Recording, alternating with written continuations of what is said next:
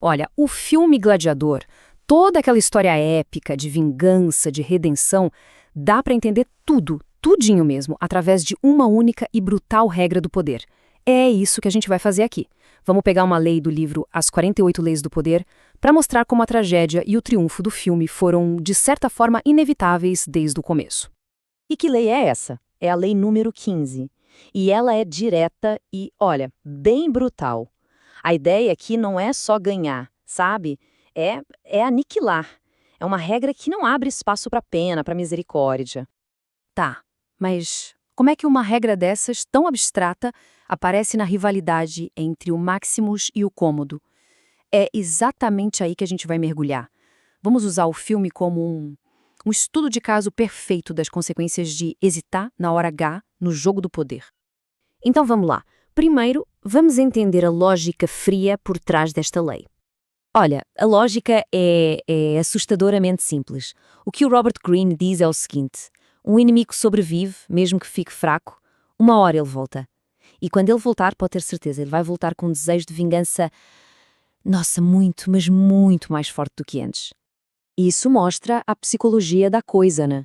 O que está em jogo não é só a força bruta, é a memória. A memória da humilhação. É esse sentimento que pega um adversário que foi derrotado e transforma ele numa ameaça. Uma ameaça de verdade, existencial. Beleza, agora vamos pro filme. Vamos ver essa lei em ação, ou melhor, a falta de ação, começando pelo primeiro erro, aquele que dá o pontapé inicial em toda a história. Pensem bem na decisão do Marco Aurélio. Ele escolhe o general Maximus para ser o sucessor e passa por cima do próprio filho, o Cômodo. Do ponto de vista da virtude, da moral, a escolha é perfeita, né? Ele quer o melhor para Roma. Só que no jogo do poder foi um desastre, um erro catastrófico. Ele não conseguiu esmagar a ambição do filho. E com isso, ele acabou selando o próprio destino. Isso explica direitinho a reação do Cômodo. Ele não fica grato, não pensa, ai, que bom para Roma. Nada disso. O que ele sente é a facada da traição, da humilhação na frente de todo mundo.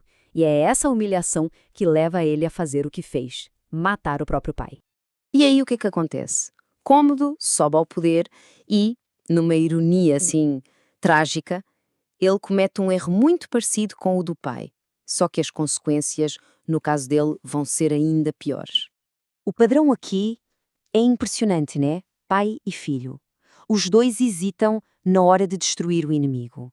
O Marco Aurélio não eliminou a ameaça política que era o Cômodo. E o Cômodo, por sua vez, não garantiu que o Maximus fosse eliminado fisicamente. Então, o ponto-chave é esse. Quando o Cômodo manda executar o Maximus, mas não se certifica de que o serviço foi feito, pronto, ali ele deu início a toda a tragédia.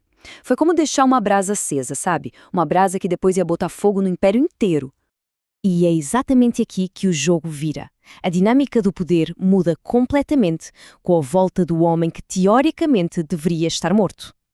A jornada do Maximus é tipo um manual da lei do Greene.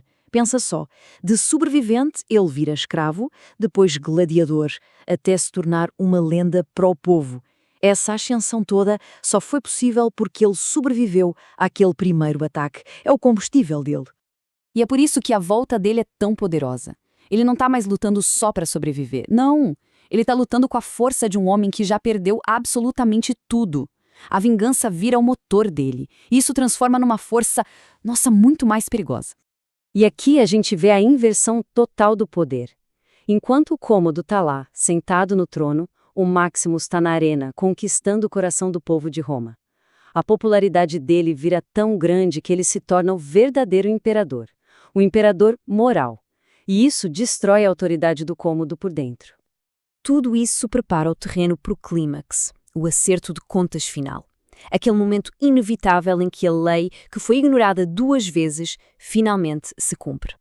E o ato final do Cômodo, aquela covardia de esfaquear o Maximus antes do duelo, aquilo é o sinal claro de que ele perdeu o controlo de vez. Ele não está mais jogando, ele está apavorado, aterrorizado pelo inimigo que ele mesmo deixou viver. E isso é crucial. Porque mesmo com Maximus mortalmente ferido, o espírito dele continua intacto, inabalável. É esse espírito, a honra, o legado dele que o Cômodo tenta destruir, mas aí já é tarde demais. Ele não consegue mais. No fim das contas, mesmo morrendo, o Maximus consegue a vitória completa. Ele destrói o Cômodo, acaba com a tirania e cumpre a promessa que fez ao Marco Aurélio. O espírito dele vence. Mas a história não acaba aí, só na vingança. O final do filme abre uma discussão muito mais profunda, uma questão filosófica sobre a natureza dessa lei do poder. Então, vamos ver o placar final. De um lado, o poder do Cômodo, que foi passageiro, e o legado dele é de um covarde esquecido. Do outro, Maximus, que deixou um legado de herói, um legado que dura, porque ele restaurou a ordem em Roma. O contraste é absoluto. E é aqui que o filme faz uma crítica bem sutil à lei do Robert Greene. Porque, sim, a lei funciona, ela é eficaz, mas seguir essa lei ao pé da letra leva a outro tipo de destruição, uma destruição interna. O Cômodo, tentando esmagar tudo, perdeu a alma no processo. Já o Maximus, que buscava justiça e não o poder pelo poder, encontrou a virtude, mesmo à beira da morte. É esse o grande paradoxo. E a gente termina com essa pergunta no ar. O filme nos deixa pensando nesse dilema que nunca acaba, o conflito entre moralidade e controle. Será que para manter a virtude, para manter a alma intacta, é preciso abrir mão dessa busca implacável pelo poder? Fica aí a reflexão.